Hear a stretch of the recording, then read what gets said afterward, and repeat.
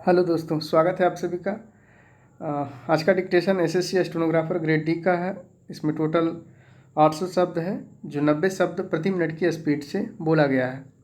चलिए शुरू करते हैं। डिक्टेशन शुरू होगा 5 सेकंड के बाद। सभापति महोदय, मैं रक्षा मंत्रालय की मांगों का समर्थन करने के लिए खड़ा हुआ हूँ। वर्तमान घटनाओं से पता चलता है कि संसार का हर देश अपनी सुरक्षा के बारे में चिंतित है और उसके लिए हर प्रयत्न कर रहा है। इस दृष्टि से अन्य देशों की तरह हमारे देश में भी रक्षा मंत्रालय का महत्व है। मुझे इस बात की खुशी है कि जहां अन्य मंत्रालयों की उनके पिछले साल के कामों के बारे में काफ़ी आलोचना हुई है, वहाँ इस मंत्रालय की कम आलोचना हुई है। इससे पता चलता है कि इस मंत्रालय ने पिछले साल अच्छा काम किया है।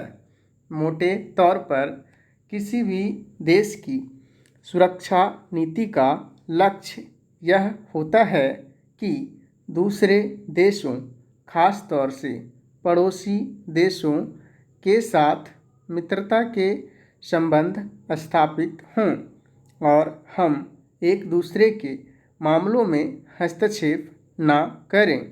लेकिन उसके साथ यह भी ज़रूरी होता है कि हम अपने देश की सीमाओं और अखंडता की रक्षा करें। इसलिए हमारे देश का यह कर्तव्य हो जाता है कि हम अपने पड़ोसियों के कार्यों पर पूरी नज़र रखें, क्योंकि आज तक हमारे देश पर जो संकट आए वे हमारे पड़ोसियों से आए हैं। 1965 में पाकिस्तान के साथ जो लड़ाई हुई और उसके बाद ताशकंद में जो समझौता हुआ वह सिर्फ कागज़ पर ही रहा। पाकिस्तान ने उस पर कोई अमल नहीं किया।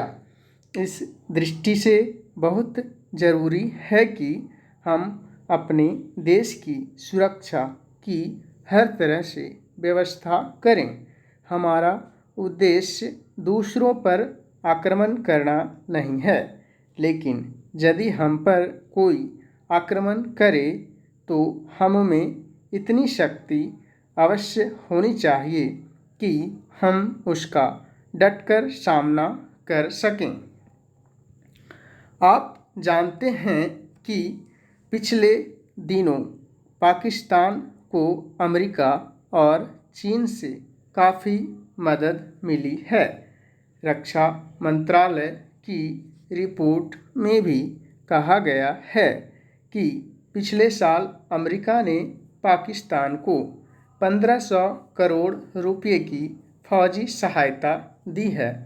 आज जहां हम फौजी सामान के लिए अपने कारखानों की मदद से अपनी शक्ति बढ़ाने का प्रयत्न कर रहे हैं, वहाँ पाकिस्तान संसार के देशों से फौजी सामान खरीद रहा है।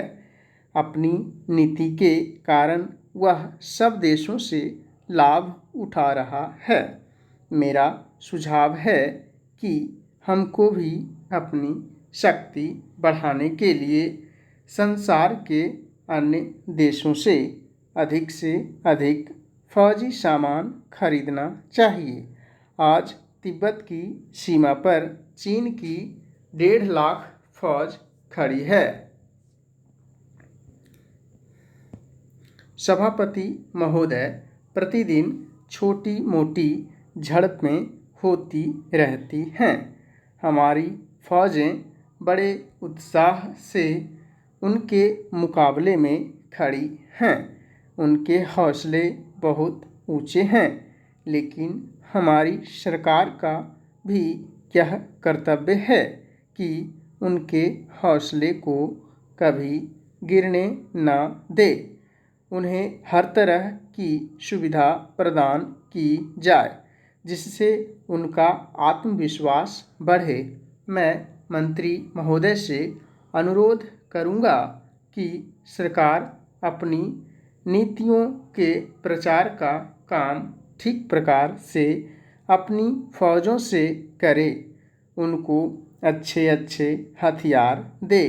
अनुसूचित जातियों और आदिवासी जातियों के आयुक्त ने जो अपना प्रतिवेदन प्रस्तुत किया है, उस प्रतिवेदन को देखने से यह प्रतीत होता है कि इसको तैयार करने में उन्होंने बहुत परिश्रम से कार्य किया है।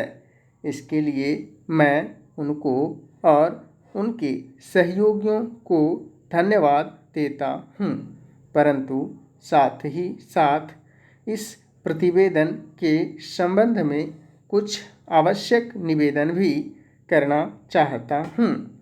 पहली बात तो यह है कि इस प्रतिवेदन को देखने से ऐसा प्रतीत होता है कि इन कार्यों के लिए जिस धन का उपयोग होता है वह 3 साधनों से उपलब्ध होता है: केंद्र सरकार द्वारा, राज्य सरकारों द्वारा और कुछ गैर सरकारी संस्थाओं द्वारा।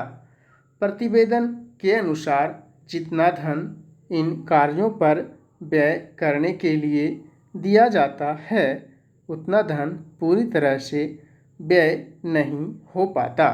मैं यह नहीं कह सकता कि आवश्यकता से अधिक धन दिया जाता है या कार्यकर्ताओं को वह धन प्राप्त ही नहीं होता, जिसके कारण से वह बिना खर्च हुए बच जाता है।